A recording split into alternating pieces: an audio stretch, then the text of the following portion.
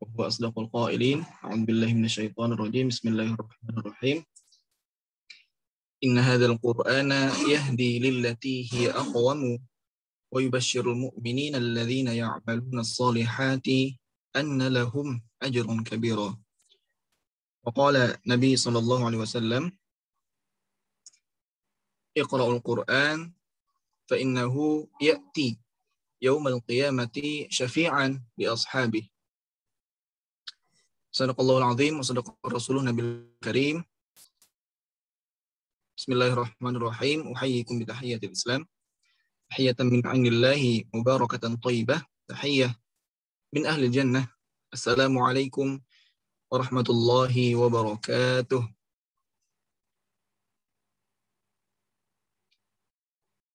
Kita bersyukur kepada Allah Subhanahu wa taala pada siang hari ini tanggal 29 Sya'ban, kurang lebih antara 28 atau 29 Sya'ban gitu. Kita masih diberikan kesempatan begitu ya untuk memasuki bulan Sya'ban dan akan sebentar lagi memasuki bulan Ramadan yang mulia, yang berkah, sehingga saking mulianya dan saking berkahnya 1 tahun nasib kita bisa dikatakan seperti ini gitu ya. 1 tahun nasib kita di tahun ini itu ditentukan dari bagaimana kondisi hati kita, kondisi ketakwaan kita di bulan Ramadan ini. Sebegitu dahsyatnya gitu. Bahkan sebenarnya tidak hanya 1 tahun ini ditentukan oleh Ramadan. Ramadan ini menentukan nasib kita sampai akhirat kelak begitu ya.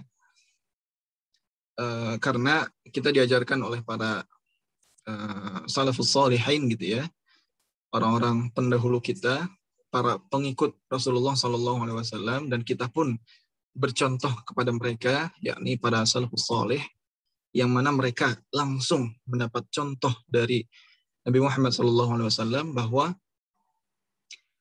selepas Ramadan gitu ya, selepas Ramadan mereka berdoa, berharap-harap cemas dengan segala ibadah mereka yang maksimal gitu ya, dengan segala totalitas, dengan segala ya bisa dibilang kalau kerja keras itu bercucuran keringat gitu ya, banting tulang peras keringat demi apa? Demi Ramadan yang mubarak, demi memaksimalkan rahmat yang Allah berikan dalam bulan Ramadan. Mereka berharap-harap cemas gitu. Jadi agak aneh bagi kita agak aneh gitu ya. Kok ini sudah maksimal usahanya, tetapi masih khawatir nggak diterima gitu. Walladzina yu'tuna ma atau wa qulubuhum wajilatun. Dan orang-orang yang datang kepada Allah dengan menghadirkan segala amalnya yang besar itu, dan sedangkan hati mereka dalam kondisi ketar-ketir, ketakutan, khawatir tidak diterima amalnya. Wajilatun wa qulubuhum wajilah annahum ila rabbihim yarji'un. Ketika mereka menghadap kepada Rabb-nya dalam doa-doa, dalam salat-salat, atau ketika memang benar-benar kembali kepada Allah, dalam hati rohnya kembali kepadanya, mereka berharap-harap cemas, khawatir tidak diterima segala persembahannya, segala pengorbanannya. Nah, ini orang-orang soleh, kita bercontoh kepada mereka. Sedangkan di mana posisi kita saat ini? Apakah kita bisa bercontoh kepada mereka? Jadi pertarungan mereka, dalam arti pertarungan itu perjuangan dalam beribadahnya mereka, itu nggak cuman ketika di Ramadan saja selesai, tetapi selepas Ramadan pun mereka masih berharap-harap cemas, berdoa, ya Allah, taqabbal minna, Allahumma taqabbal minna salatana wa siyamana wa qiyamana gitu ya, wa ruku'ana dan seterusnya. Mereka selama kurang lebih setengah tahun begitu ya, 5 bulan pasca Ramadan senantiasa berdoa agar diterima Ramadannya. Kenapa? Karena saking dahsyatnya Ramadan. Karena saking dahsyatnya efek yang diberikan oleh Ramadan dalam kehidupan mereka, nasib mereka. Dan ketika menjelang Ramadan 6 bulan, setengah tahun lagi mau masuk Ramadan di tahun selanjutnya, mereka sudah mulai bersiap-siap. Mereka sudah mulai berdoa, ya Allah, sampaikan aku pada bulan Ramadan yang akan datang. Itulah sedikit tarhib bagaimana kita bergembira menyambut bulan suci Ramadan, bukan karena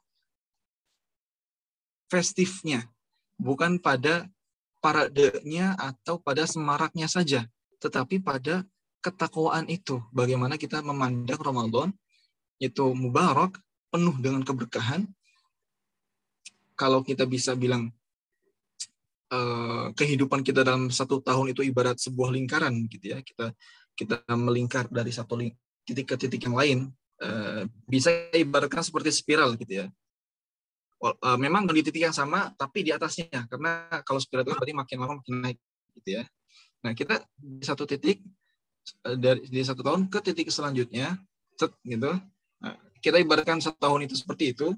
Kalau usia kita itu 64 misalkan, maka ada 64 lingkaran yang membentuk spiral kita gitu ya. Jadi 1 lingkaran 1 tahun gitu ya. Nah, maka Ramadan maka 1 tahun kita itu bisa diibaratkan pusatnya adalah bulan Ramadan. Seperti itu. Saking besar pengaruh efeknya Ramadan ini untuk 1 tahun selanjutnya. Dan Ramadan kita terpusat di satu titik gitu. Jadi dari lingkaran yang besar tadi, maka ada lingkaran terdalam yaitu bulan Ramadan, ada 12 lingkaran. Nah, di bulan Ramadan ini pun ada satu titik yang menjadi pusat. Apa itu? Malam Lailatul Qadar. Dan malam Lailatul Qadar ketika kita mendapatkan ibadah di sana, perbuatan baik di sana, dan kita memaksimalkan, kita mendapatkan bulan Lailatul Qadar itu dengan maksimal, dan itu efeknya lebih baik daripada 1000 bulan. Bukan setara tapi lebih baik gitu ya. Khairun min alfi syahr. Khairun min gitu ya, lebih baik daripada 1000 bulan. Teman-teman yang dirahmati Allah Subhanahu wa taala, yang terhormat, yang kami hormati, yang semoga dirahmati oleh Allah Subhanahu wa taala, founder Tamuku gitu ya. Dan juga teman-teman semua yang dirahmati Allah Subhanahu wa taala. Tadi kita sudah bersyukur kepada Allah atas segala nikmatnya. Kita juga bersalawat kepada Nabi Muhammad SAW. Allahumma shalli wa sallim wa barik alaih. Semoga salawat serta salam kita tersampaikan kepada Nabi Muhammad, kepada keluarga kerabatnya, kepada para sahabatnya, kepada para tabi'in, tabi'ut tabi'in, dan juga kita para pengikut Nabi Sallallahu Alaihi Wasallam yang tetap mencintainya walaupun kita belum pernah bertemu dengannya, tetapi dalam hati kita sangat rindu dengan beliau, kita merasa sangat dekat dengan beliau. Keseharian kita adalah potret dari sosok beliau Sallallahu Alaihi Wasallam. Maka kita berdoa semoga Allah pertemukan kita dengan Nabi Muhammad Sallallahu Alaihi Wasallam di hari akhirat nanti dengan cara salah satunya adalah dekat dengan apa yang diwariskannya kepada kita, yaitu Al-Quran dan Sunnah. Teman-teman yang dirahmati Allah Subhanahu wa taala, pada kesempatan kali ini kita akan sedikit berbincang begitu ya, diskusi, tidak serius ya, tidak tematik pula dan tidak mendalam juga, tetapi kita diskusi saja gitu. Dengan tema apa? Dengan tema menjadi milenial penghafal Al-Quran. Saya mohon izin untuk bisa share screen ya, Kakak Ustazah.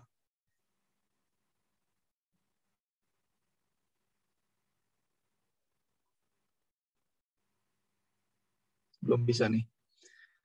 Oke, teman-teman semua yang dirahmati Allah Subhanahu wa taala. Jadi ada satu pola pikir yang harus dimiliki oleh siapapun yang ingin menjadi penghafal Quran. Menarik gitu ya. Kita coba mengungkap fakta. Ini memang saya bukan sebagai seorang ahli, tetapi saya sebagai orang yang pernah membaca hadis-hadis begitu saja. nggak mendalam, nggak sampai ke apa namanya mustalah hadis atau ilmu-ilmu yang lebih tinggi di bidang hadis, karena saya pun ya nggak nggak dalam sama sekali dalam bidang hadis begitu ya. Tapi saya membaca beberapa hadis dan saya temukan gitu ya. Dan saya temukan bahwa kosakata yang Allah gunakan, yang Rasul gunakan dalam hadis-hadis itu bukan penghafal Quran. Ini menarik karena kata penghafal Quran di Indonesia itu sangat familiar begitu ya. Kosakata penghafal Quran di Indonesia itu lebih familiar dibandingkan muqri atau dibandingkan qori. Hafiz itu al-hafiz gitu ya. Misalnya ada Ustazah Nida Izzatul Islam al-Hafizah. Itu lebih keren, lebih terkenal dan lebih sering dipakai, lebih familiar di Indonesia dibandingkan kata-kata yang lain. Muqri misalnya atau qori, atau kalau ahlul Quran itu disebutnya mungkin sahibul Quran atau hamilul Quran gitu ya. Tapi ternyata dalam hadis itu nggak ada hafizul Quran. Dalam Al-Quran pun nggak sangat sedikit sekali kata-kata yang menyebutkan hafizul Quran. Hafiz Al-Quran itu nggak ada gitu. Nabi Muhammad Al-Hafiz pun nggak ini ya, tidak digunakan kosakata tersebut. Tetapi hanya di beberapa tempat, salah satunya adalah dalam surah Al-Hijr ayat 10 gitu ya. Sesungguhnya kami yang menurunkan Al-Quran dan kami pasti akan benar-benar menjaganya gitu. Inna nahnu nazzalnal Qur'ana inna nahnu nazzalnal Qur'an wa inna lahu lahafizun gitu. Dan kami pun yang benar-benar menjaganya. Al-Hafiz di sini bukan dalam arti menghafal atau penghafal, tapi penjaga. Kosakata yang Allah gunakan dalam Al-Quran begitu ya. Kakak admin, boleh saya minta izin untuk share screen? Ya, sebentar. Baik, insyaallah. Baik, teman-teman yang dirahmati Allah Subhanahu wa taala. Jadi apa yang Allah gunakan dalam Al-Qur'an atau dalam hadis untuk menggambarkan sosok yang cinta kepada Al-Qur'an, yang benar-benar teguh menjaga Al-Qur'an. Nah, dalam satu hadis gitu ya. Tadi saya sudah bacakan sedikit di awal. Iqra'ul Qur'ana fa innahu ya'ti yaumal qiyamah syafi'an li ashabi. Bacalah Al-Qur'an karena sesungguhnya dia, Al-Quran itu, akan datang pada hari kiamat sebagai penolong bagi ashabi, bagi para sohibnya. Jadi kata-kata yang digunakan itu ashabi. Ashabihi berarti ashabnya Al-Quran. Ada, kalau nggak salah, ada orang Indonesia namanya ashab itu ya. Siapa ashab gitu? Dia ini juga, dia influencer juga. Nah, ashab gitu ya. Yang digunakan adalah ashab. Ashab merupakan bentuk jamak atau bentuk plural dari sahib. Sahibul Quran. Apa arti sahib? Sahib adalah sahabat. Maka kita jadi tahu gitu ya. Al-Quran akan datang sebagai penolong untuk kita pada hari tidak ada pertolongan kecuali pertolongan dari Allah saja. Al-Quran akan datang gitu ya, sebagai bentuk pertolongan dari Allah itu menjadi penolong untuk kita. Bagi siapa? Bagi para sahabat Al-Quran. Bisa dibilang seperti itu, sahabat Al-Quran. Nah, ada satu kosakata menarik gitu ya, yang barusan kita buat, yang baru saja kita angkat. Ashabul Quran. Ashabul Quran. Saya coba share screen sebentar. Oke, saya pakai 2 akun nih, Ustaz Afwan. Make co-host. Oke. Saya sudah jadi.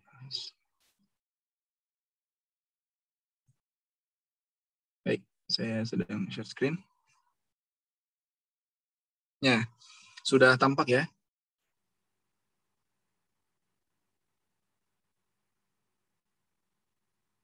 Oke, ini dia tema kita, tema diskusi ya. Semoga nanti akan memantik sedikit diskusi kita pada siang hari ini. menjadi milenial penghafal Al-Quran. Be the great millennial with Quran. Itu tadi ya, kita sedikit lanjutkan. Ada kosakata apa lagi? Ada kosakata hamilul Quran, gitu ya. Hamilul Quran itu cukup familiar di kalangan zaman-zaman tabi'in, zaman-zaman sebelum kita, itu disebutnya hamilul Quran. Apa hamilul Quran? Hamil itu ya mirip dengan ibu-ibu yang hamil gitu ya. Itu satu makna. Hamilul Quran artinya orang yang senantiasa membawa Al-Quran. Hamilul Quran. Orang yang hamil pun begitu ya. Orang ibu-ibu hamil kan berarti selalu membawa bayi kemana-mana gitu ya. Itu hamilul Quran.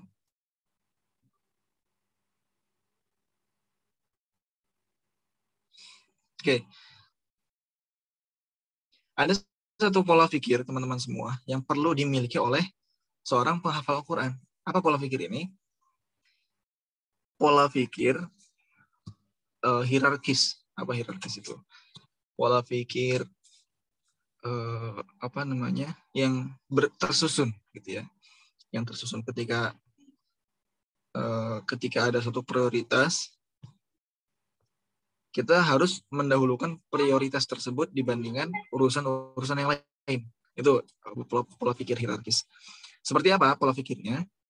Kita harus memiliki pola pikir bahwa Al-Quran adalah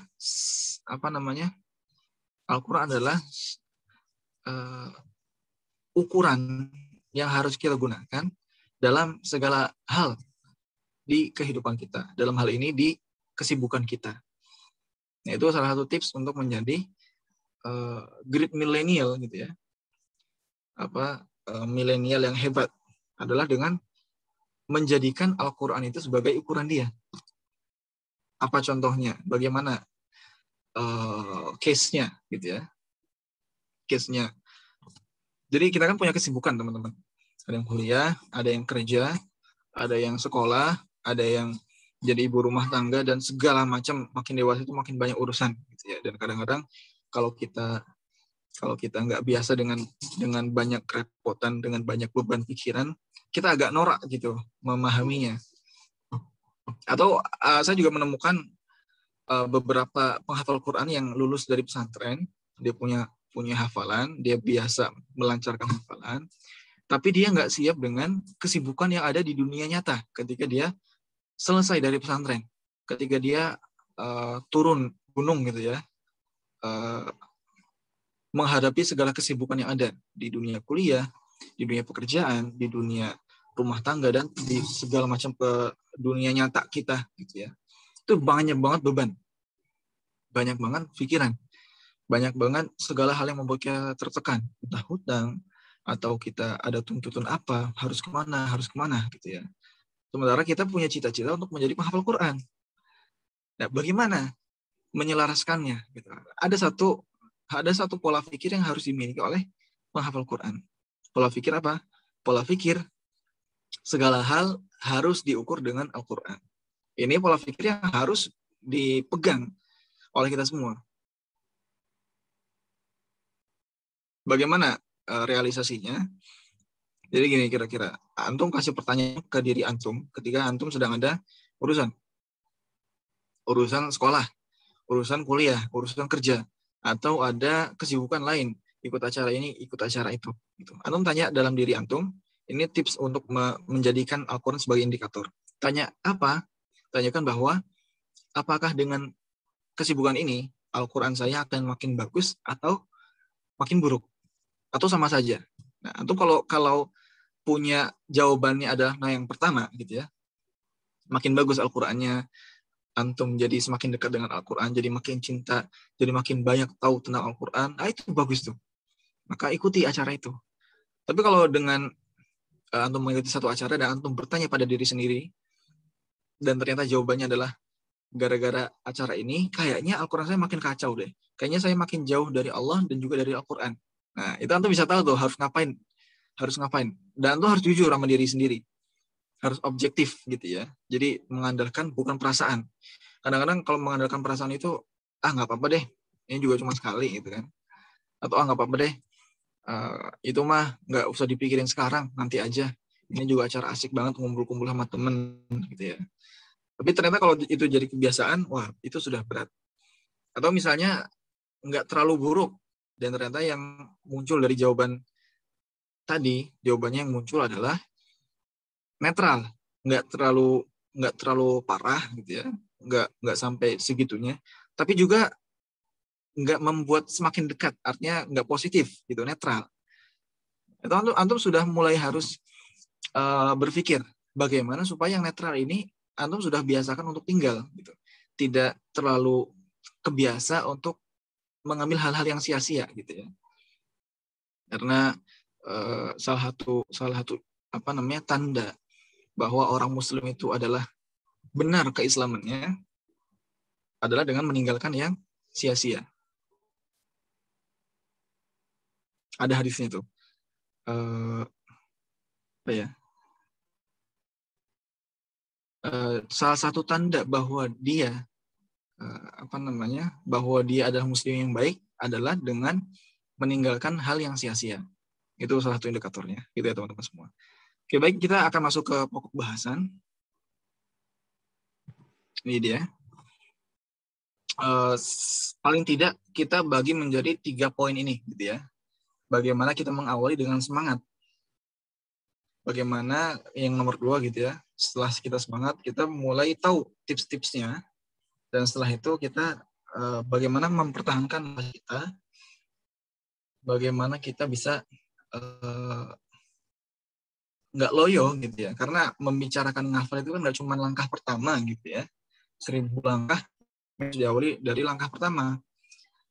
Tapi setelah itu kita harus ngomong juga ke diri kita.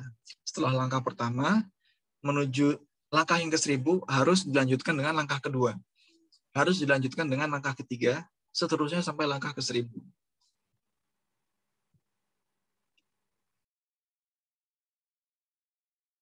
Oke, ini dia. Ada 10 alasan kenapa kita harus menghafal Quran. Jadi saya cerita sedikit nih teman-teman. Pengalaman saya di salah satu apa ya, perjalanan. Saya pernah dalam satu perjalanan itu mau ke Kuningan. Itu ada acara lomba hafal Quran gitu ya, 15 juz. Nah, dalam perjalanan itu kan perlu pakai bis gitu ya. Naik dari Lebak Bulus dari Jakarta gitu ya. Ada bis di sana langsung ke Kuningan. Memang ternyata bisnya bukan bis AC, agak keluaran lama gitu ya, mobil keluarannya udah agak lama. Banyak banyak orang yang rokok dan segala macam itu dibolehin gitu ya, suara dangdut dan segala macam. Nah, perjalanan saya menuju ke bis tersebut itu naik angkot gitu. Saya dari stasiun apa ya?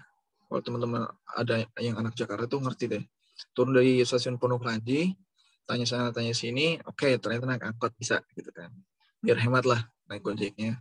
Nggak dipakai Gojek, langsung naik angkot gitu aja. Nah, di angkot memang agak lama, namanya juga angkot ya, ngetem sana ngetem sini. Terus kalau jalan kecil ada perbaikan jalan dan segala macam, itu ngetem dulu. Orang baik.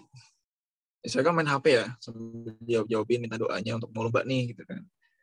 Saya sambil begitu ada orang yang naik, bapak-bapak usia 40-an. Masih tahu dek, di sana ada lampu merah, ada pertigaan, biasanya macet, biasanya banyak preman banyak pengamen yang naik, bukan preman ya, pengamen. Diingetin tuh. Itu maksudnya buat negor saya yang lagi main HP gitu kan. Akhirnya saya masukin HP-nya gitu. Nah, nggak lama setelah itu tujuan saya mau nyampe tuh. Ini naik angkot ya, belum naik bis. Naik angkot, ada yang keluar masuk dan segala macam. Nah, si bapak-bapak yang ngingetin tadi itu ya pindah tempat ke pintu depan. Apa namanya? Angkot itu kan sempit ya. ke kursi belakang sopir yang sederetan itu, tapi yang paling pojok dekat pintu. Saya posisinya di dekat pintu, tapi yang seberang sama dia. Saya taruh HP di kantong celana sebelah kiri di bagian lutut gitu ya. Ternyata itu memang sudah trik-trik dia untuk ya nyopet gitu kan.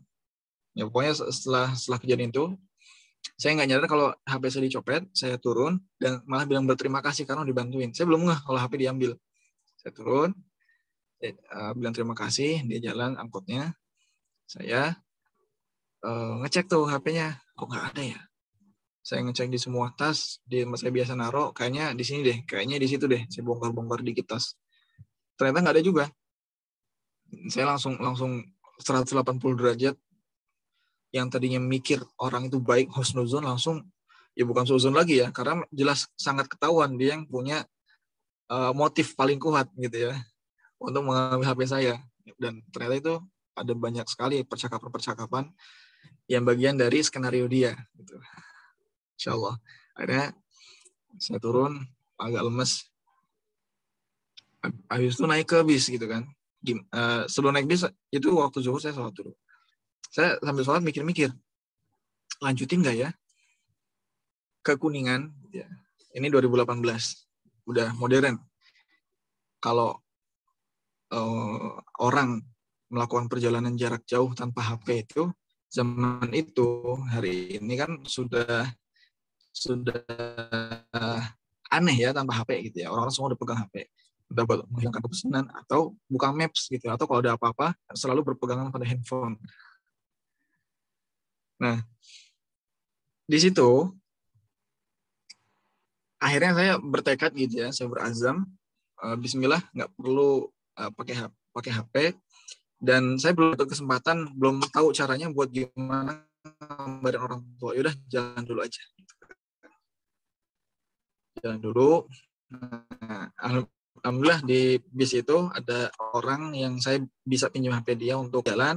Nggak usah terlalu khawatir, nggak usah terlalu cemas. Insya Allah nyampe. Saya udah ingat alamatnya, gampang gitu kan. Nah, di situ akhirnya apa? Akhirnya saya banyak berzikir gitu kan.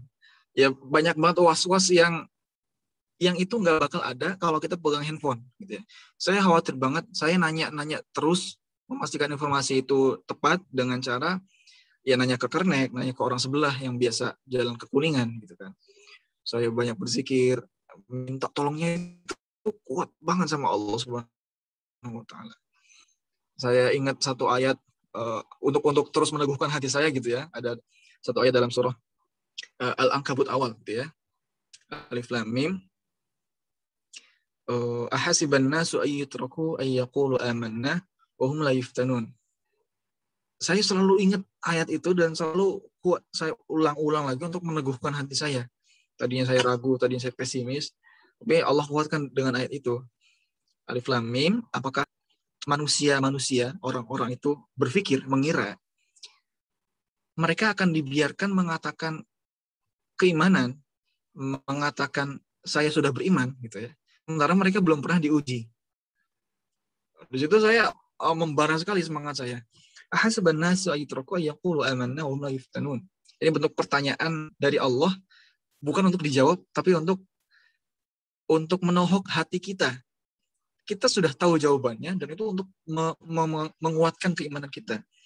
Apakah orang-orang itu akan berpikir mereka seenaknya bilang saya beriman, sementara mereka belum pernah diuji. Belum pernah diuji apa? Keimanannya. Di situ saya meneguhkan kembali hati saya.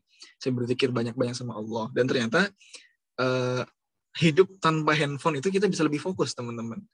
Ya, dari cerita tadi gitu ya. Apalagi dengan saya sudah punya bekal hafalan gitu ya. Saya nggak ingat deh, kalau nggak salah ya. Saya nggak bawa Quran saat itu karena sudah mengandalkan handphone saja untuk baca Quran. Ternyata nggak bawa Al-Quran, ya sudah saya murojaah saja sedapat yang saya bisa gitu kan. Sepanjang perjalanan itu saya sangat terjaga, ngantuk sedikit langsung melek lagi gitu kan. Subhanallah, dari perjalanan itu saya mendapatkan hikmah yang besar sekali bahwa apapun bentuk gangguan dari hati kita, apakah itu benda ataukah itu orang atau apa gitu ya. Dalam konteks ini adalah handphone gitu ya. Itu seringkali menjadi musuh bagi penghafal Quran untuk fokus. Memang handphone gunanya manfaatnya sangat besar ya, sangat berguna. Tetapi kalau kita sandingkan di satu waktu, di waktu yang sama dengan menghafal Quran, itu sangat berat sekali teman-teman. Itu sedikit cerita bagaimana Allah mudahkan saya, dan ternyata dari kejadian tersebut hikmahnya adalah alhamdulillah saya lolos di posisi pertama untuk cabang 15 juz itu tingkat Jawa Barat. Kemudian lanjut ke tingkat nasional, saya alhamdulillah dapat juara pertama, lanjut juga ke ASEAN dan dapat yang sama juga alhamdulillah. Dan saya merasa itu adalah pelajaran sangat berharga sekali. Langsung pengalaman hidup saya Allah ajarkan. Dan itu nggak mahal. Handphone seharga 2 juta sekian, walaupun memang itu adalah duit saya sendiri belinya, tapi sangat berharga dibandingkan dengan apa yang sudah Allah berikan daripada harga handphone tersebut. Gitu. Itu sedikit kisah teman-teman semua. Maka kita coba cek 10 alasan kenapa kita harus menjadi penghafal Al-Quran. Apalagi kita sebagai anak muda gitu ya. Nomor 1 gitu ya. Ini ada 10 poin gitu ya. Kita coba cek satu persatu. Pertama, Rasul bersabda gitu ya. Khairukum man ta'allama al-Qur'ana wa 'allama. Ini hadis yang bukan semata-mata menyemangati tanpa masuk akal gitu ya. Memang hadis yang Rasulullah turunkan jelas untuk menyemangati kita secara spiritual, secara hati. Bukan hanya akal saja. Tetapi bukannya nggak masuk akal gitu ya. Sebaik-baik manusia di antara kamu adalah orang yang mempelajari Al-Quran dan mengamalkannya. Segala ilmu yang kita tahu itu bagian dari Al-Quran juga. Karena Al-Quran itu menjadi sumber puncak dari ilmu pengetahuan. Maka ketika kita belajar Al-Quran, berarti mempelajari kunci-kunci dari segala ilmu pengetahuan tadi. Jelas itu adalah orang terbaik. Nah, di sini kita jadi tahu ada 2 pola dalam belajar dan mengajarkan Al-Quran untuk menjadi orang terbaik. Apa itu? Ada 2 pola, belajar dan mengajarkan.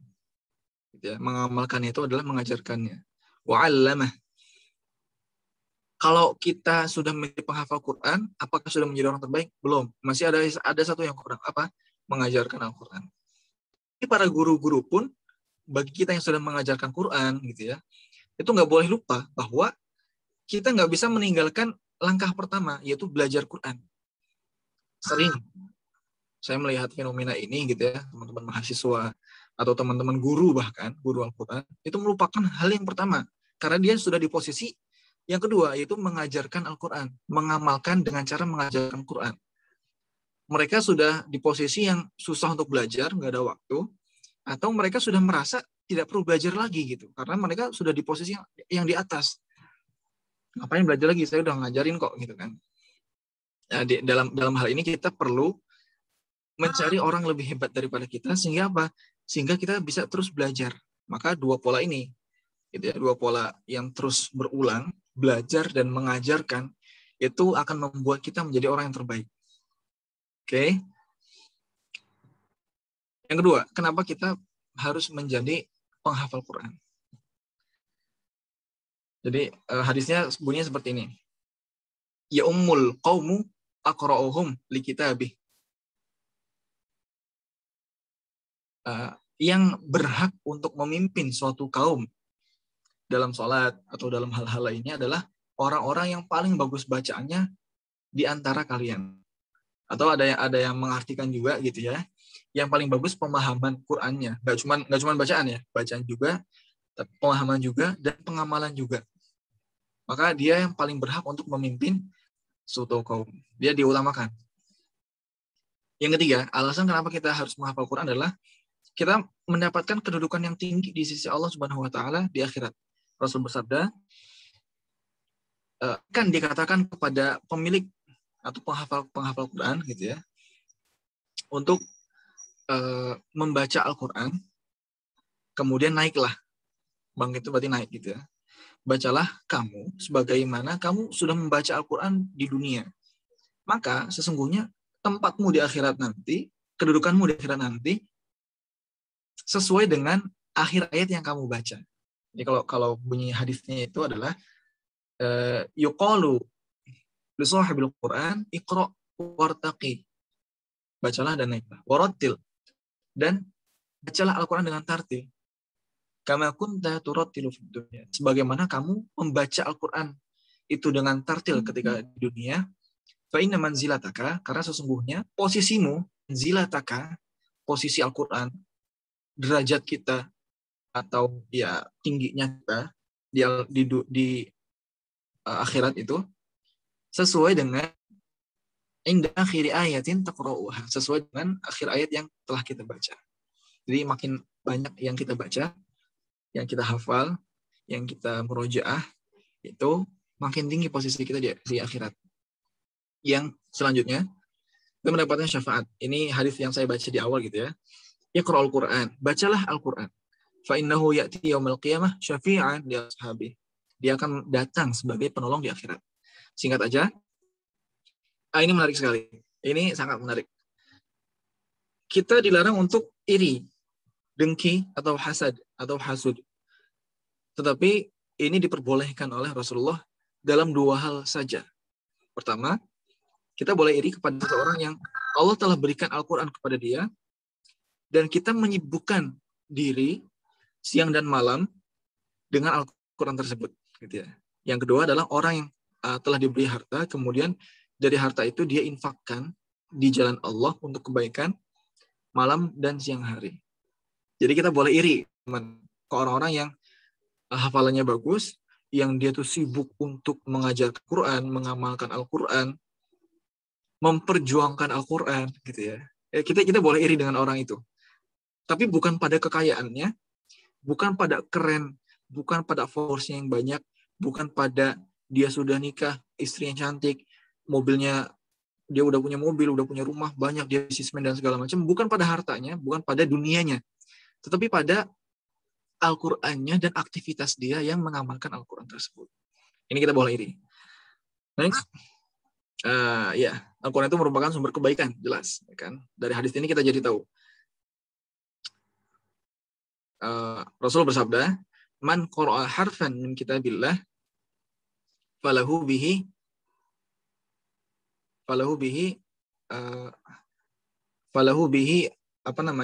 asyru hasanah. Barang siapa yang membaca satu huruf dari Al-Quran, maka bagi dia mendapatkan 10 pahala kebaikan. Wal hasanatu bi asyri amsalihha, dan satu kebaikannya itu setara gitu ya. Pahalanya itu 10 kali lipat. La aqulu alif lam mim harf. Aku tidak mengatakan bahwa alif lam mim itu adalah satu huruf, tetapi alif satu, mim, lam satu, dan mim itu satu huruf tersendiri. Jadi teman-teman, dalam hadis ini bukan berarti kita boleh membaca satu huruf aja seharian. Atau ketika Ramadan yang disunahkan untuk memperbanyak bacaan Quran, kita baca satu huruf doang. Alif, alif, alif, atau lam, lam, lam, atau mim, mim, mim saja. Atau ya satu kata saja atau satu kalimat saja. Bismillahirrahmanirrahim. Kita ulang lagi. Bismillahirrahmanirrahim. Bukan seperti itu, gitu ya. Tetapi dari rangkaian kita membaca Al-Quran, sehari 1 juz, sehari 3 juz, sehari 5 juz, untuk mengejar target di Ramadan, gitu ya, atau di waktu kapanpun, nggak cuma di Ramadan, itu dari bacaan kita, satu hurufnya dikali lipat dengan 10 kebaikan. Jadi total ya, ngomongin paket, bukan ngomongin satuan. Paket hemat atau paket maksimal gitu ya. Nah, ketika kita membaca 1 juz sekali dulu dalam sehari misalnya, satu hurufnya Allah kalkulasikan dengan 10 kali lipat kebaikan. Insya Allah gitu ya. Jadi banjir pahala banget. Terutama di bulan Ramadan akan sangat banyak kebaikan yang kita dapat. Nggak cuma 10 kali lipat, tetapi apa? Tetapi bisa 700 kali lipat atau bahkan bisa sampai hitung. Kita lanjut. Nah, ini sangat menarik sekali teman-teman semua. Allah tahu apa yang terbaik untuk kita, bukan kita, gitu ya. Allah sangat tahu apa yang kita butuhkan. Dan itu bukan berdasarkan perasaan kita, tetapi Allah yang maha tahu, sangat tahu apa yang sebenar-benarnya kita butuhkan. Bukan apa yang kita senangi atau apa yang kita sukai, tapi yang kita butuhkan. Ini diriwayatkan oleh sahabat Sa'id Al-Khudri. Sa'id Al-Khudri rahimahullah, radhiyallahu an, Nabi bersabda, Allah Subhanahu wa taala berfirman, jadi ini hadis qudsi ya.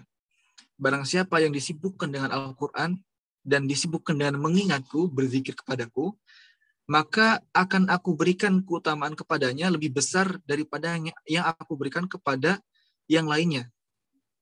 Dan keutamaan kalamullah atau Al-Qur'an dibandingkan dengan kalam lain, dibandingkan dengan buku-buku lain, atau dibandingkan dengan quote-quote lain, atau dibandingkan dengan ceramah-ceramah yang lain gitu ya, itu ibarat dengan, kalau diibaratkan perbandingannya, ibarat keutamaan Allah dengan makhluknya.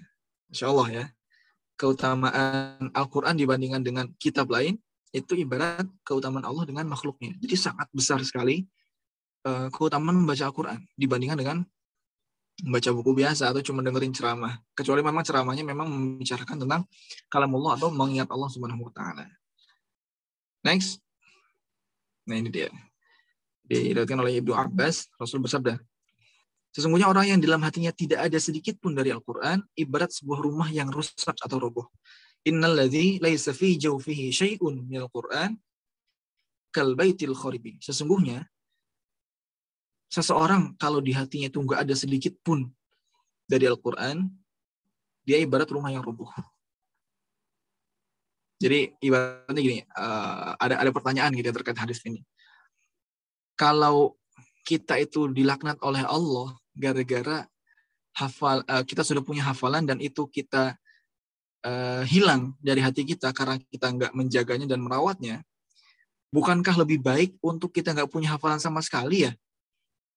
Karena kita nggak bakal kehilangan Al-Quran gitu kan. Orang yang tidak punya pasti tidak akan kehilangan. Tapi yang kehilangan adalah hanya orang-orang yang punya. Nah, ini kan sedikit filsafat tetapi rada keblinger dalam bidang Al-Quran. Nah, di sini jawabannya, hadis ini kita angkat gitu. Kalau ente nggak punya hafalan sedikit pun, ente ibarat rumah yang roboh gitu, nggak indah. Ya rumah yang roboh itu kan gersang. Biasanya rumah yang roboh itu kan udah nggak ada perabotannya gitu ya. Rumah yang roboh itu kadang jendelanya bolong dan nggak ditempatkan oleh manusia, ditempati oleh orang-orang yang, atau ditempati oleh makhluk-makhluk, entah makhluk halus atau makhluk kasar gitu ya, entah itu tikus, curut, ular dan segala macam. Nggak indah sama sekali, nggak enak ditempatin, rumahnya rusak. Itu keutamaan kita punya hafalan. Selanjutnya kita punya kedudukan yang tinggi di sisi Allah. Sesungguhnya Allah akan mengangkat derajat kamu dengan Al-Quran ini, tetapi di sisi yang lain dengan Al-Quran ini pula Allah akan bisa menurunkan atau menghinakan golongan yang lain. Gitu ya. Jadi ketika kita menjaga Al-Quran dan memuliakannya, Allah akan memuliakan kita. Tetapi kalau kita menghinakan Al-Quran, maka Allah pun akan membuat kita hina. Jadi dahsyat Al-Quran ini. Next, terakhir gitu ya. Jadi ini hadisnya sangat tren sekali, sangat familiar sekali. Kita baca bersama-sama. Barang siapa yang membaca Al-Quran dan mengamalkannya, maka dia akan dipakaikan mahkota dari cahaya pada hari kiamat, yang mana cahayanya itu lebih indah dibandingkan cahaya matahari di dunia. Subhanallah. Ada juga hadis lain, sesungguhnya Rasul bersabda, Al-Quran akan didatangkan pada hari kiamat. Kemudian dia, ketika Al-Quran diizinkan oleh Allah untuk berbicara, wahai Allah, wahai Tuhanku, jadi Al-Quran ini ingin memuliakan para sahibnya. Ya, ini salah satu penjelasan dari hadis sebelumnya gitu ya. Sebagaimana Al-Quran itu ingin mengangkat derajat, ingin memuliakan derajat manusia yang menjadi sahabatnya. Nah, inilah kira-kira ceritanya kurang lebih di hadis ini. Al-Quran akan berkata, gitu ya, wahai Allah Tuhanku, berikanlah perhiasan kepada orang yang membaca Al-Quran. artinya kepada sahabatku gitu ya. Kemudian orang tersebut akan dipakaikan mahkota karomah, kemuliaan. Nah, setelah itu kayaknya belum cukup. Setelah itu apa? Al-Quran memohon kembali, ya Allah, ya Tuhanku, berikanlah ridho kepada dia. Maka sahibul Quran ini akan Allah ridhoi. Kemudian diperintahkan kepada orang tersebut gitu ya, bacalah Al-Quran, kemudian naiklah kamu ke surga. Ini hadis yang sebelumnya, ada versi lengkapnya di sini. Apa namanya? Posisi kita di akhirat nanti sesuai dengan ayat yang kita baca ketika di dunia. Semakin banyak baca, semakin tinggi posisinya. Itu teman-teman semua berkenan dengan alasan kenapa kita harus menjadi penghafal Quran. Mulia sekali di sisi Allah. Karenanya di bulan Ramadan yang merupakan syahrul Quran, bulan Al-Quran, harus kita maksimalkan juga untuk menjadi seorang hamil Quran, menjadi seorang sahibul Quran, menjadi seorang hafizul Quran. Hafiz itu artinya konteksnya adalah menjaga, bukan sekedar menghafal. Menjaga apa? Menjaga hafalan itu sendiri, bacaan-bacaannya yang tepat, yang baik, sesuai dengan tajwid. Juga menjaga apa? Nilai-nilainya. Gitu. Kebaikan itu berserakan di sekitar kita, tetapi orang-orang yang melakukan kebaikan tersebut bisa jadi tidak mendasarkan kebaikannya dengan Al-Quran. Tetapi kita yang sudah menghafal Quran, yang sudah tahu arti dari wa tawassaw bil haqqi wa tawassaw bis sabr, surah Al-Asr ya, ayat 3. Kita sudah punya dasar itu adalah dasar kebaikan. Maka kita tinggal mempraktekkannya. Kira-kira seperti itu. Kita mendasari segala kebaikan di sekitar kita itu dengan Al-Quran. Itulah makna dari mengamalkan Al-Quran, menjaga nilai-nilai Al-Quran. Oke, next gitu ya. Kita ke bahasan selanjutnya. Bagaimana kita punya motivasi menghafal Al-Quran. Kalau tadi alasan, langsung motivasi ya. Oke, kita ke sini dulu aja. Sebenarnya ini harusnya nomor 3 ya. Kita coba apa? Coba ke tips dulu ya. Kita ke tips dulu. Nomor 2 adalah tips. Setelah tadi alasan, ini adalah tips. Oke. Ini 3 zona atau 3 waktu bagaimana kita menghafal Al-Quran. Sebelum itu pra atau ketika hari H dan setelah atau pasca. Jadi menarik sebagaimana tadi orang-orang soleh yang mengharapkan Ramadannya itu diterima gitu ya. Kita jadi tahu bahwa oh ya, ada satu hadis juga atau ada satu ungkapan dari Imam Syafi'i rahimahullah. Aneh lupa deh, Imam Syafi'i atau Imam Ibnu Taimiyah begitu ya. Anda ingat perkataannya saja. Salah satu tanda bahwa sholat kita diterima adalah kita tidak melakukan maksiat sampai waktu sholat selanjutnya. Jadi contohnya, kalau kita tahu atau kalau kita mau tahu sholat zuhur kita itu diterima atau tidak oleh Allah, nah, sejak sholat zuhur sampai asar nanti kita tidak melakukan maksiat-maksiat yang disengaja. Itu salah satu indikatornya atau ukuran bahwa kita diterima sholat zuhurnya. Sebagaimana Ramadan gitu ya. Kita bercontoh dari salafus sholih tadi. Kita ingin Ramadan itu diterima. Berarti kita meniadakan, mengusahakan tidak ada maksiat sedikit pun sampai waktu Ramadan selanjutnya tiba. Gitu. Itu akan memastikan diterima ibadah kita. Maka ini dia, kita cek gitu ya, kita lihat di layar, ada sebelum, ada ketika, dan setelah. Sebelum melakukan persiapan, apa yang harus disiapkan oleh kita untuk memulai hafalan Quran? Ini bagi teman-teman yang masih baru-baru banget mulai gitu ya. Jadi penting sekali untuk menyiapkan waktu. Kadang-kadang kita, habis itu kita bertanya-tanya, ini cara ngafal Quran? Tanya dulu, balikin lagi ke dia. Ente udah siapin waktu belum? Oh iya ya, saya sibuk terus sih, susah. Oke. Paling enggak kalau ente sibuk terus, siapkan satu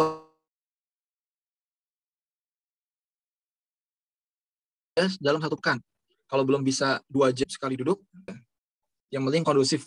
Yang penting terhindar dari bermacam pikiran, dari bermacam urusan, gitu ya.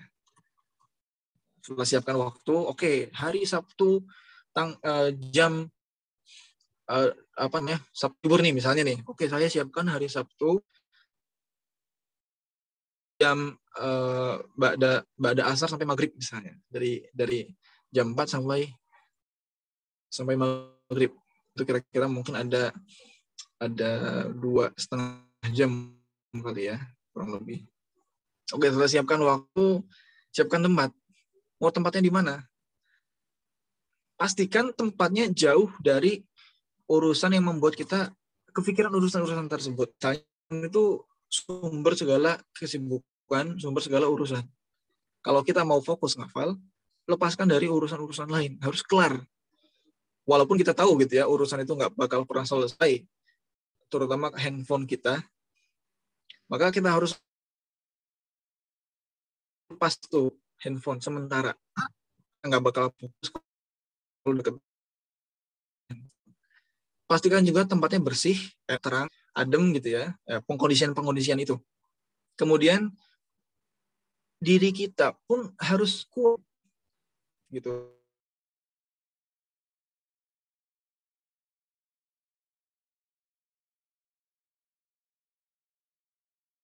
Atau baju pun itu pakai celana sepertiga bekas olahraga gitu ya. Jelas agak susah, mengkondisikan hatinya agak susah gitu. Bajunya oke, nggak harus pakai peci gitu kan, tapi pakai baju yang rapi, pakai sarung, bersih, wangi. Itu jelas sangat berbeda sekali daripada nggak bersiap diri. Antara yang belum mandi dan sudah mandi pun jelas sangat ngefek sekali. Antara baru pulang kerja, masih capek, baru pulang kuliah dari luar, istirahat dulu aja, jangan paksa gitu. Berarti kalau kita udah tahu nih, habis asar mau standby ngafal, berarti minimal 1 jam sebelum itu, ya kita tahu sendiri ukuran tidak capek itu kayak gimana. Mungkin tidur dulu, mandi dulu, dan segala macam gitu ya. Setelah itu kita siapkan niat kita baru.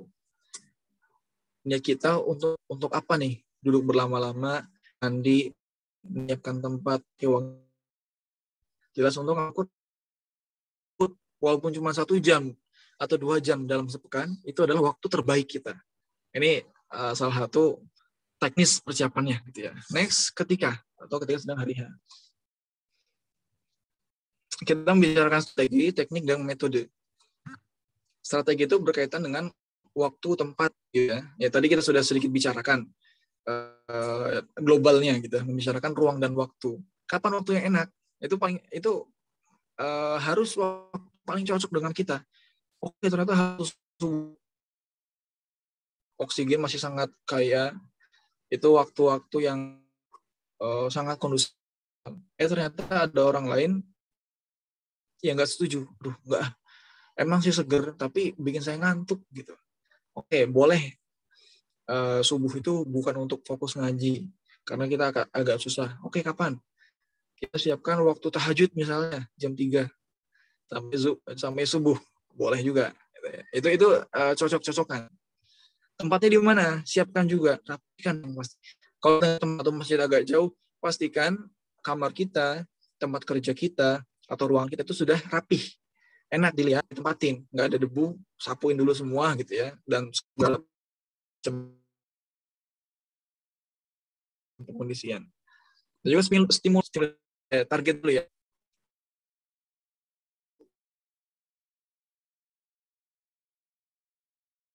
Bikin target, jangan ngajinya itu pasang target, kemudian pastikan kepala kita ingat. Saya dalam 1 jam ini hafal gitu. Nggak cuma pengen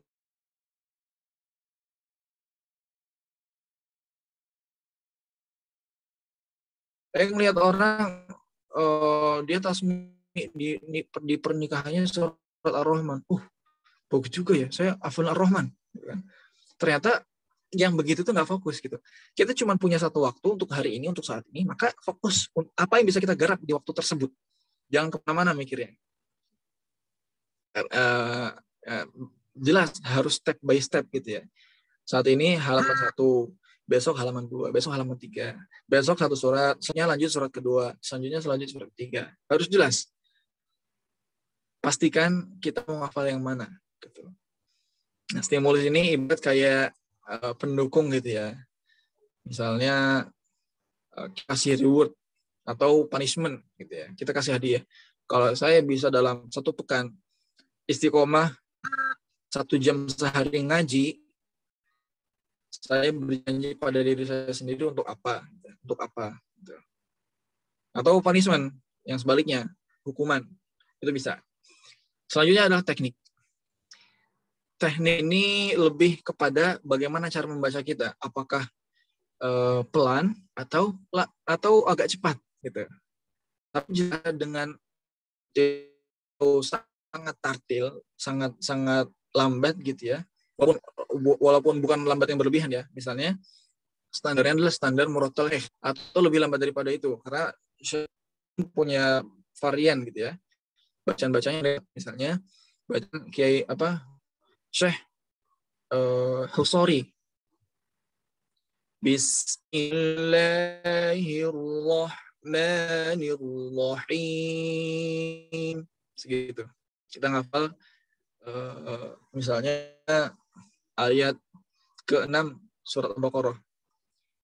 Innal ladzina kafaru sawa'un 'alaihim a'anzartahum am lam tunzirhum la yu'minun. Contoh bacaan yang kalau saya paling cocok memang dengan tempo yang seperti itu gitu ya. Tapi dan memang sebaiknya dengan tempo yang lambat. Kenapa? Karena itu memastikan kita lebih masuk gitu, daripada buru-buru. Memang cepat dapatnya, tetapi cepat juga hilang. Tapi dengan cara yang lambat, kita cuma mungkin hanya mengulang 3 kali, tapi itu udah lebih masuk gitu ya, lebih kuat menghafalnya. Apalagi kalau dibaca sampai 10 kali dengan tempo yang seperti tadi. Gitu. Kemudian teknik hal lain yang perlu diperhatikan dalam hal teknik adalah jumlah beda mengucapkan sekali dengan 3 kali, berbeda dengan 20 kali. Ada satu teknik gitu ya, yang ini familiar di daerah Kudus, pesantren di sana gitu ya. Itu dengan mengulang 20 kali. Itu. Jadi makin banyak ulangan, jelas makin kuat. Saya pernah dengar satu pemaparan tentang penelitian ya. Jadi hafalan kita itu nggak bakal lancar kecuali kalau sudah terulang sampai 300 kali gitu. Itu benar-benar lancar banget pasti. Ya bagaikan surah Al-Fatihah yang sudah kita sangat hafal. Kan nggak mungkin kita suruh lanjutin Al-Fatihah, Ihdina, lanjutin. Lupa tuh. Nah, itu akan agak aneh kalau kita sampai segitu.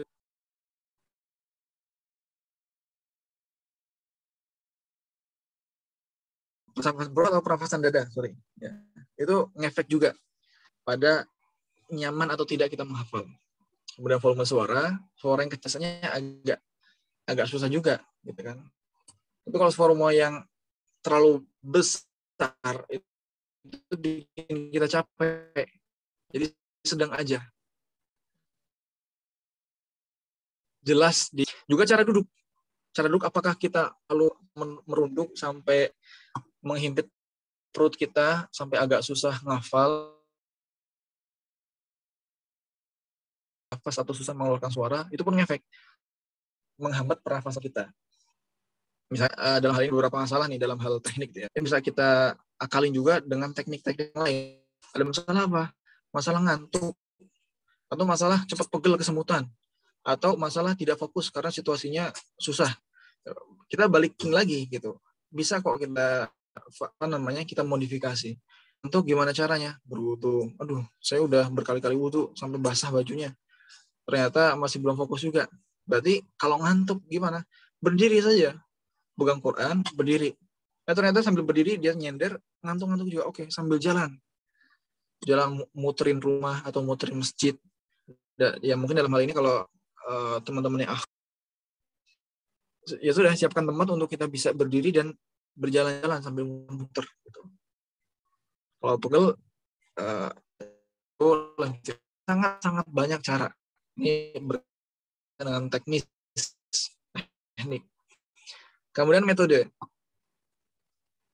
Ada orang yang dia nggak bisa menghafal kecuali harus sudah paham, baru bisa menghafal. Langsung satu baris. Ada juga yang 3 baris.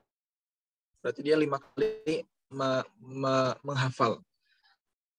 Aman gitu ya. Jumlah atau apa namanya, membaca dengan hal itu berapa kali, ada yang 20. Ini terkait dengan metode, ya dekat dengan teknis lah. Next gitu ya. Dan pasca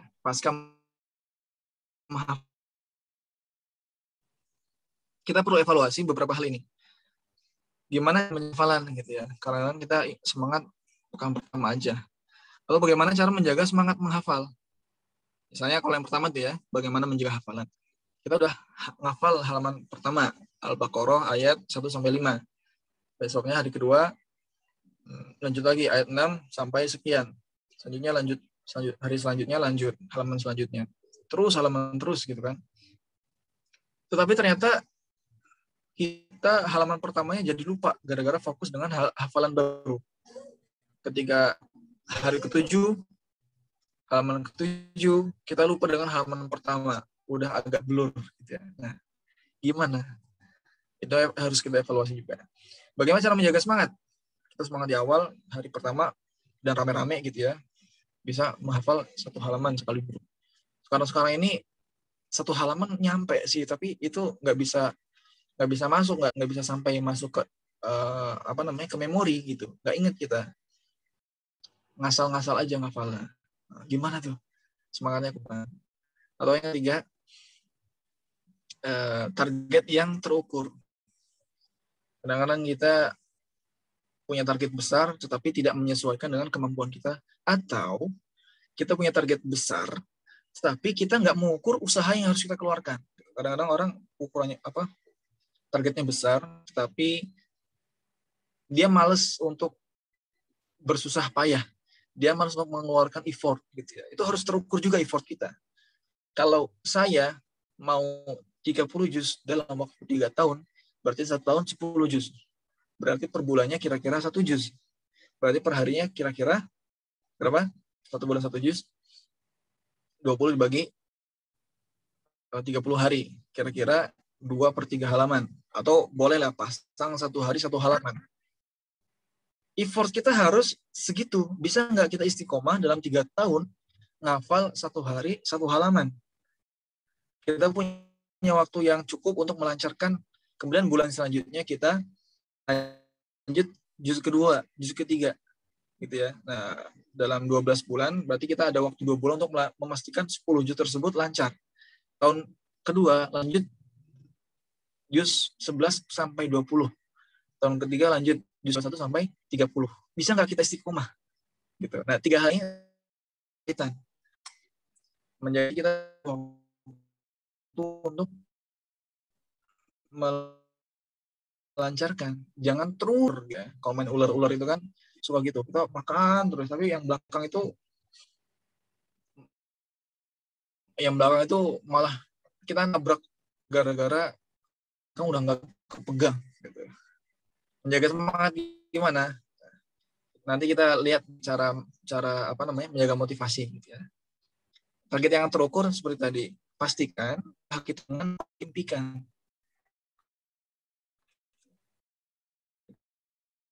Buat ninja. Ini harusnya nomor 3 nih ya. Ini kelewat kecepatan. Bagaimana meningkatkan motivasi menghafal Quran? Tadi semangat gitu berkaitan sama nomor 3 ini.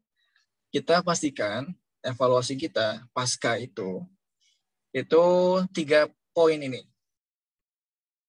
Setelah kita memulai menghafal dalam satuan waktu tertentu, misalnya 1 pekan atau 1 bulan, kita bisa nggak menjaga semangat, bisa nggak kita menjaga hafalan, dan bisa nggak kita menjaga usaha kita sesuai dengan apa yang kita impikan.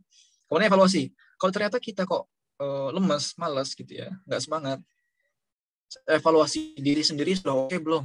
Gitu. Kita sudah menjaga mana atau belum? Karena ketaatan kita, gitu ya, semangat kita, keimanan kita itu sesuai dengan amal kita. Kalau kita jarang sedekah, jarang sholat malam, jarang puasa, sholat subuhnya lewat terus, jelas kita akan kehilangan semangat itu. Karena amalan-amalan kita itulah yang menjaga kita. Keimanan kita itu dijaga oleh amal-amal tadi. Gitu. Setelah itu orang lain, bagaimana kondisi kita di rumah dengan orang-orang terdekat, interaksi dengan orang tua kita. Kita udah ngabarin belum? Kalau kita mau bangun jam 3, minta tolong dibangunin. Itu jaga kasih itu. Minta doa dengan orang terdekat kita. Pastikan mereka mendukung apa yang kita inginkan. Itu besar efeknya untuk impian kita. Nah, juga interaksi dengan orang soleh. Interaksi dengan orang soleh. Baru ketemu dengan orang soleh aja, kita sudah mulai semangat. Gitu. Sudah mendapatkan nasihat dari dia. Subhanallah. Besar sekali efek dari berkumpul dengan orang soleh. Kemudian lingkungan kita, pola hidup kita, sudah membuat jadwal apa belum? Sudah membuat remind makanan belum? Gitu ya. Sudah punya partner atau belum? Gitu kan? Yang membuat kita terus diingatkan ketika sedang malas. Gitu. Maka bersyukurlah, walaupun kita sedang malas, tapi ada yang peduli dengan hafalan kita, dengan ibadah kita. Ini terkait dengan bagaimana Al-Quran ya. Nah, udah. Ini slide terakhir. Oke, wallahu a'lam bishawab. Saya cukupkan, maaf kalau agak kepanjangan. Assalamualaikum warahmatullahi wabarakatuh.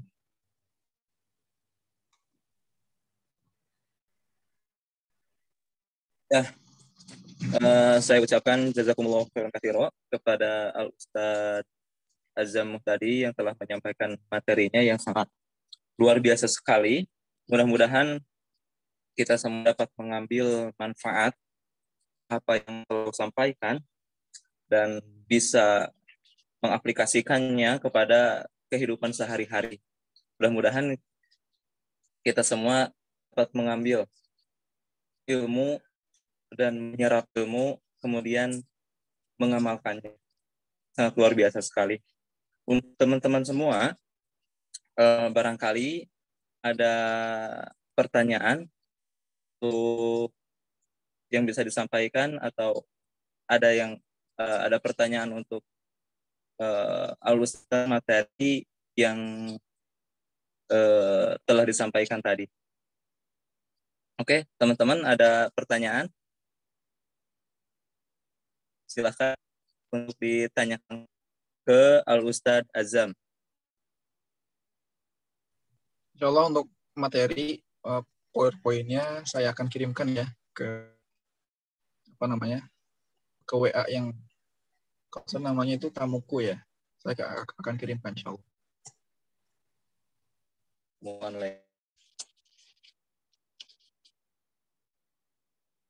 Ya, silakan teman-teman. Barangkali ada pertanyaan.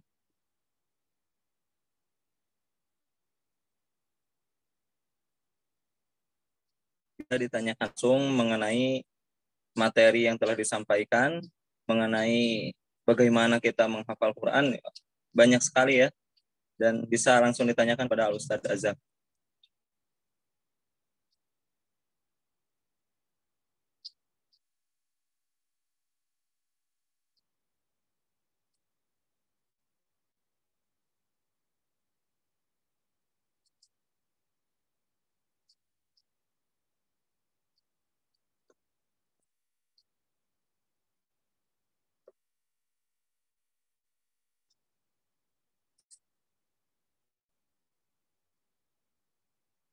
Silakan yang mau nanya bisa resign.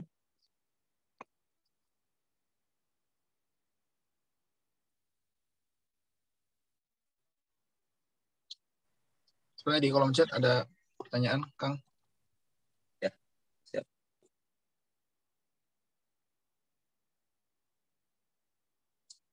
Ya. Afwan Ustadz, izin bertanya untuk Ustadz tersendiri, cara menghafal dan menjaga hafalannya seperti apa? Syukur jazakumullah sebelumnya. Dari Depok, Anis Khosyah.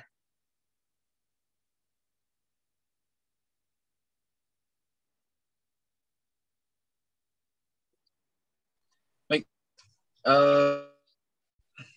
Jazakumullah atas pertanyaannya, sangat bagus ya. Ini apa namanya, pengalaman orang lain. Ini pengalaman saya ya, teman-teman, akhwat yang dirahmati Allah Subhanahu Wa Taala. Kalau saya, bagaimana cara menghafal dan menjaga hafalan, gitu ya. Saya pertama kali ngafal itu di rumah, gak banyak tapi efektif gitu ya.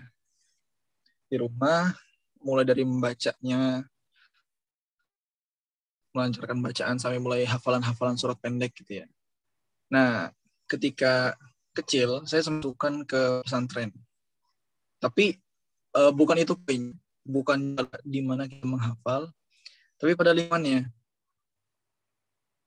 Saya menghafal pertama kali surat-surat pendek. Sampai kira-kira juz 30 selesai, lanjut ke juz 1. Lanjut juga ke juz 2. Jadi juz 30 dulu ya yang dikuatkan, baru ke ayat-ayat yang sebenarnya begitu, yang panjang-panjang, yang agak berat. Kalau saya menghafalnya gini, jadi surat itu kan lumayan ini ya, agak berat juga. Kalau surat-surat pendek itu menjadi latihan saya untuk menghafal. Setelah surat pendek selesai, di surat pendek paling saya dapat 3 ayat sehari gitu ya, dapat 2 ayat sehari, kadang-kadang lepas. Saya ingat surat Al-Bayyinah itu sampai mungkin ada sepekan nggak kelar-kelar saya, karena memang agak berat gitu kan. Dan memang zaman-zaman bocah itu ya memang sukanya main ya. Aduh, itu keliaran, susah banget. Surat Al-Bayyinah itu bagi sebagian anak-anak gitu ya, itu menjadi momok tersendiri juga Al-Bayyinah. Ada surat yang lain yang agak berat, itu surat Al-Mutaffifin. Kalau saya ya pelan-pelan aja, tapi setiap hari, pastikan setiap hari ada interaksi dengan Al-Quran, walaupun cuma 1 ayat. Walaupun 1 ayat. Nah, terus pas sudah mulai juz 1 gitu ya, juz 30 selesai. Juz 1-nya ini ke halaman dulu, sedikit-sedikit dulu. Diulang berkali-kali. Ya memang jumlah mengulang sangat besar ya, efeknya buat saya. Nah, saya ada pengalaman sebenarnya ketika SD memang pernah hafal. Saya mulai fokus menghafal lagi itu SMA. Di situ saya dapat pengajaran ya. Saya dapat sesuatu bahwa kalau ngafal itu harus perlahan. Dan semakin paham ayat yang kita hafalkan, itu semakin untuk menghafal. Jadi pemahaman itu besar. Ya kayak kita alinea apa? Pembukaan alinea apa sih?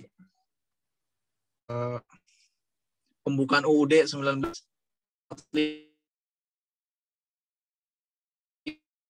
gitu ya. Nah, itu kan sangat mudah difahami gitu ya. Dengan bahasa yang memang terus-terusan berulang sedikit demi sedikit. Tapi lama-lama ketika memang sudah terbiasa hafal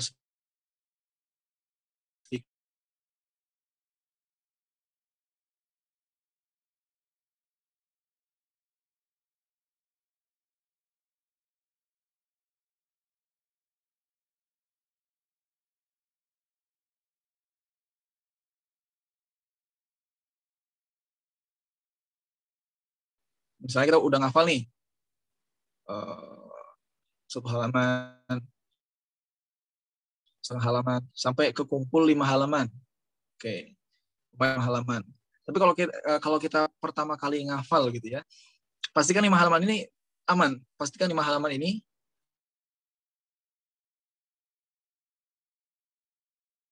ke 5 halaman setelahnya. Jadi kita punya satuan waktu atau satuan jumlah hafalan yang harus kita stop. Pastikan itu lancar, pastikan itu terpegang dengan baik, baru lanjut ke halaman selanjutnya. Itu untuk menambah hafalan saya dan juga menjaga hafalan saya.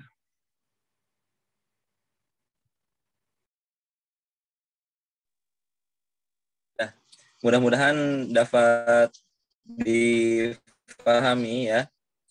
Kita langsung saja ke pertanyaan yang selanjutnya, Ustadz. Ada pertanyaan dari Ranggita Triana Putri. Katanya, bagaimana cara menghindari HP saat kita menghafal?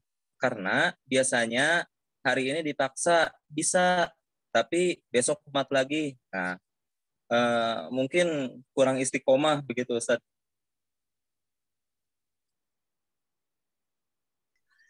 Betul. Hari ini kita dekat sekali dengan itu ya, dengan handphone. Dan kita nggak bisa berlepas dari handphone, jujur gitu ya. Memang kenyataannya begitu. Tapi jelas kita nggak bisa tunduk begitu saja tanpa ada perjuangan, gitu ya, sepakat ya.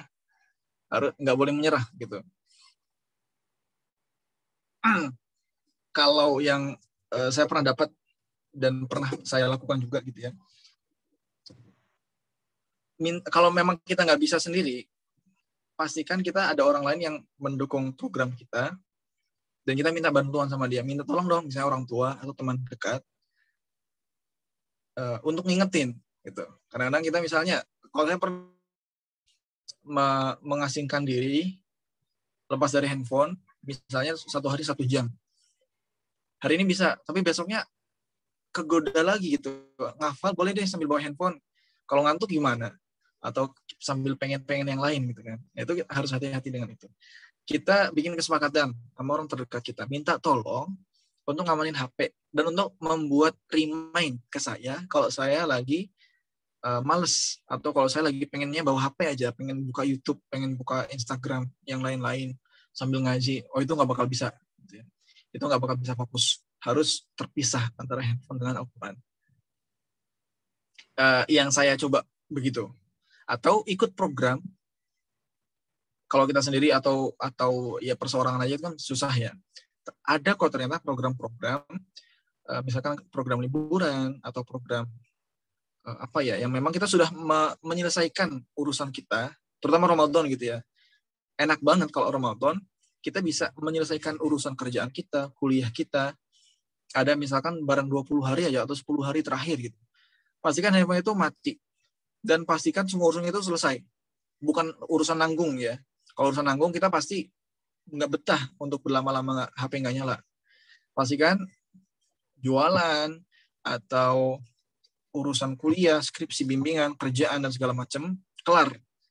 Kasih tahu ke semua orang, pasang status off dari tanggal segini sampai tanggal segitu. Mau ke gunung dulu, misalnya, atau kemana. Gitu kan. Itu, insya Allah bisa.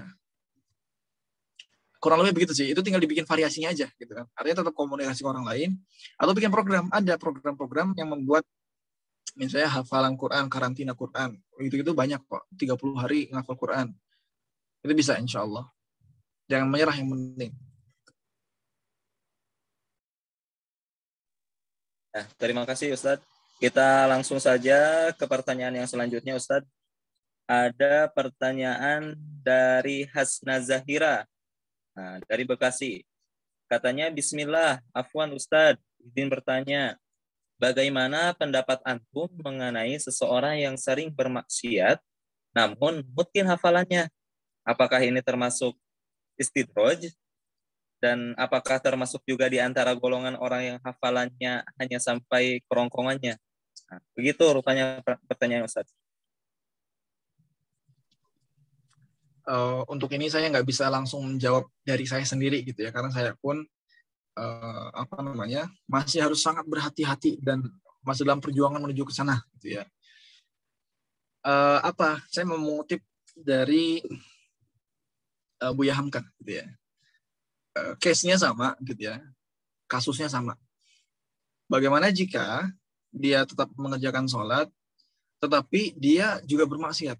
Ya kan konteksnya mirip gitu ya dengan pertanyaan ini gitu.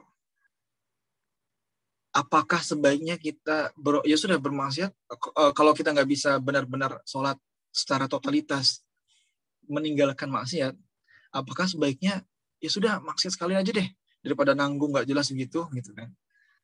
Ternyata jawabannya menarik. Kita manusia itu nggak sesaklek itu, nggak sekaku itu. Kita fleksibel, kita punya banyak pilihan yang Allah berikan. Apa jawaban Buya Hamka? Boleh jadi dia bermaksiat, tetapi dengan sholatnya itu akan membersihkan hatinya dari bermaksiat. Kita berharap satu saat dia akan lepas dari maksiat dengan amal sholatnya tadi. Begitu juga dengan hafalan kita, gitu ya. Jadi kata Bu Hamka menarik dilanjutin. Kalau dia bermaksiat tapi tidak sholat, itu akan lebih parah kemaksiatan yang dia lakukan. Gitu. Jadi sholat yang dia lakukan itu bukan sia-sia juga, gitu. Ya memang barangkali ada unsur istidraknya juga, itu hubungan dia dengan Allah Subhanahu wa taala. Tapi kita yang melihat itu, ya kita mendoakan saja semoga dengan hafalan Qur'annya, dengan dia menjadi seorang penghafal Quran walaupun masih bermaksiat, secara manusiawi memang ada hasrat-hasrat itu, gitu kan. Tapi kalau dia bermaksiat kemudian dia nggak punya hafalan, bisa jadi kerusakan yang dia timbulkan itu lebih parah. Dan kita mendoakan semoga, ini saya mengutip dari guru saya juga, Kiai Deden Khairuddin, semoga dengan hafalan dia itu akan membawa dia perlahan melepaskan diri dari maksiat tadi, gitu. Ya itu juga bisa masuk dalam satu hadis yang disebutkan, gitu ya. Golongan orang yang hafalannya hanya sampai kerongkongan. Itu artinya nggak masuk ke hati, gitu ya. Ya semoga memang hanya sampai kerongkongan, tapi karena terus dibaca, pastikan dia nggak berhenti. Pastikan kita mendukung. Mungkin dia dinasihati susah, tapi kita usahakan untuk menasihati dia terus, memastikan dia tidak berhenti dengan Qur'annya. Kalau kita nggak bisa menasihati untuk berhenti dari maksiatnya, pastikan Qur'annya tidak berhenti, supaya masuk ke hati, makin kuat, dan perlahan-lahan menyingkirkan kotoran-kotoran tadi. Jadi ibaratnya gini, yang jawaban-jawaban tadi saya membuat persamaannya itu begini. Ada gelas isinya comberan, air comberan, kotor, gitu ya. Kemudian kita masukkan air putih ke situ. Air putih segelas. Itu comberan sudah penuh segelas, air putih segelas. Kira-kira lebih butek apa sama aja atau lebih cerah walaupun cuma sedikit? Jelas pasti lebih cerah. Kalau gitu untuk membersihkan isi dari gelas tadi, kita harus masukkan lebih banyak air. Oke, kita masukkan segayung. Jelas lebih bersih walaupun masih ada bekas-bekas comberannya. Kita masukkan lagi seember. Oh, itu bisa-bisa benar-benar bersih. Nah, kurang lebih seperti itu. Pastikan aktivitas dia membaca Quran itu tidak berhenti. Insya Allah suatu saat dengan izin Allah kita, dengan doa kita juga akan membersihkan hati. Wallahu a'lam bishawab.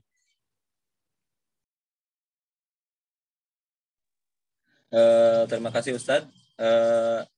Langsung saja ke pertanyaan selanjutnya. Mungkin ini menjadi pertanyaan terakhir ya yang bisa disampaikan, yaitu ada pertanyaan dari Ratna dari Cirebon ya.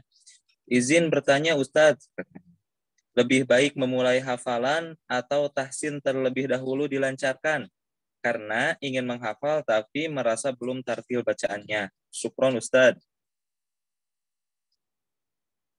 Baik,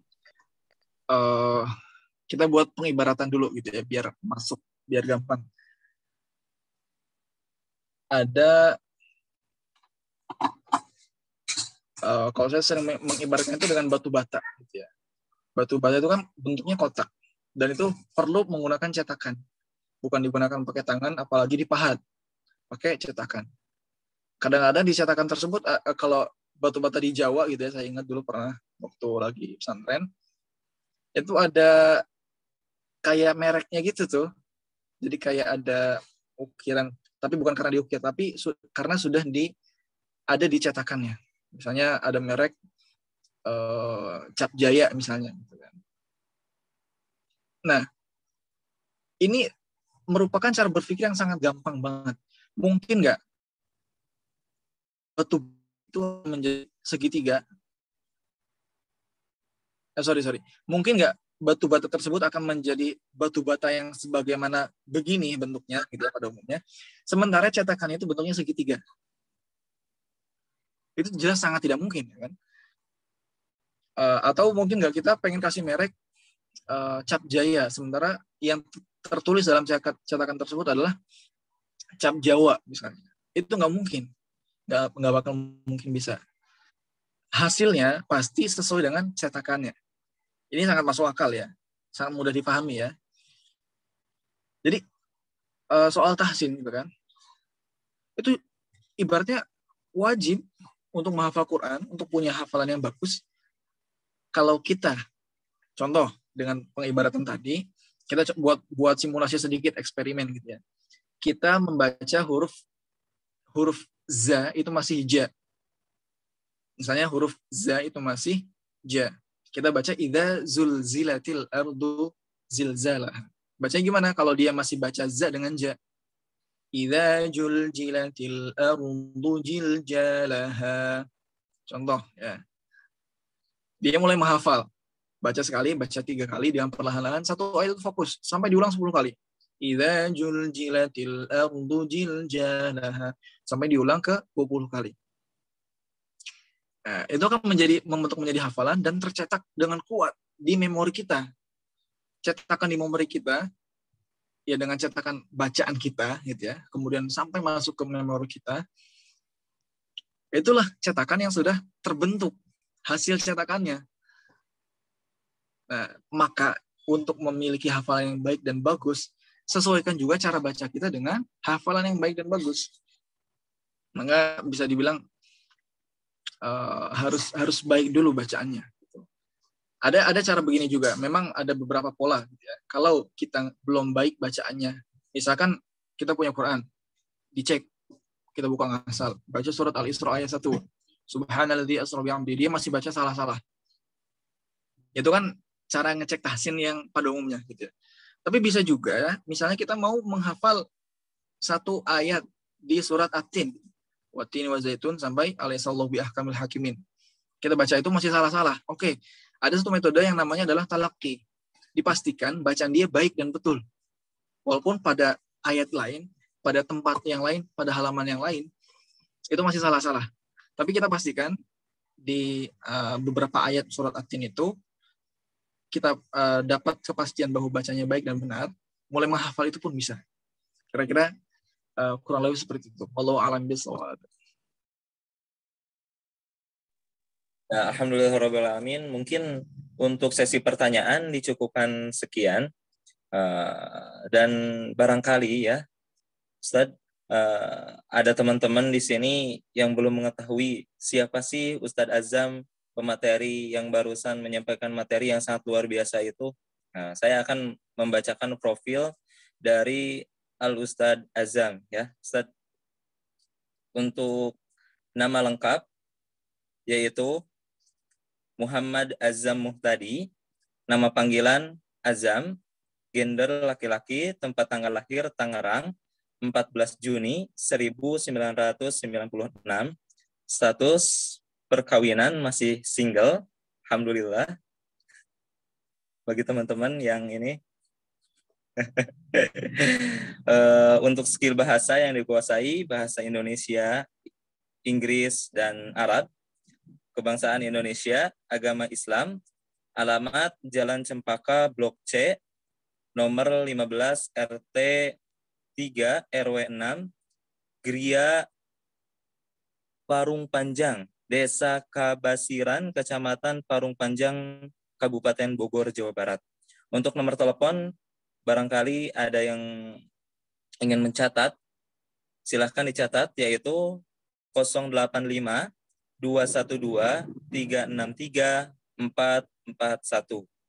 Atau bisa juga di WA 089 897 31222. 2. Sekali lagi 085-212-363-441. Dan untuk nomor WA 089-897-31222. Untuk media sosial yaitu di IG ada ya. Singkat aja ya, karena kayaknya kalau jadi kayak cerita dibacain semua agak lama juga gitu ya. Oke, siap.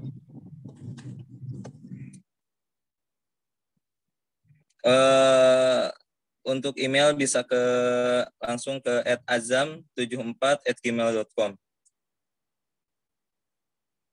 Ya, untuk pendidikan yaitu TK Nurul Huda, kemudian SDIT Badrus Itu Salam. nggak harus semuanya. Oh, nggak harus semuanya. Okay, langsung terakhir aja juga nggak masalah kok. Oke, siap. Ya, beliau lulusan dari SMA IT Darul Quran dan kuliah di Universitas Al-Azhar Indonesia. Ya, mungkin segitu. Untuk teman-teman semua, kalau misalkan ingin berfoto atau silahkan untuk dibuka kameranya, karena kita akan masuk ke sesi selanjutnya, yaitu sesi foto bersama.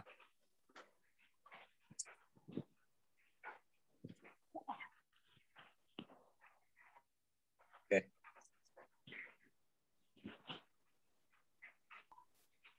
Ustazah Niza. Oke. 1, 2, 3. Sekali lagi. 1, 2, 3. Oke. Alhamdulillah, rangkaian demi rangkaian acara dari awal sampai akhir telah kita laksanakan. Mudah-mudahan kita mendapat ilmu yang bermanfaat dan bisa mengamalkannya. Terima kasih sekali lagi kepada Al-Ustadz Azam Muhtadi yang telah menyampaikan materi yang sangat luar biasa. Mudah-mudahan bermanfaat untuk beliau pribadi dan bermanfaat untuk kita semua. Mari kita sama-sama berdoa untuk mengakhiri acara kita hari ini dengan doa kifaratul majlis. Subhanakallahumma wa bihamdika asyhadu an la ilaha illa anta astaghfiruka wa atubu ilaik.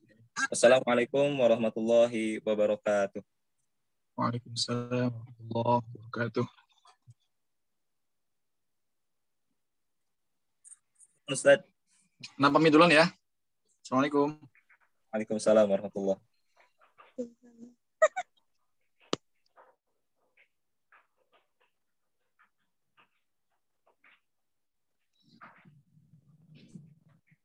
Atas naik. Naik. 12.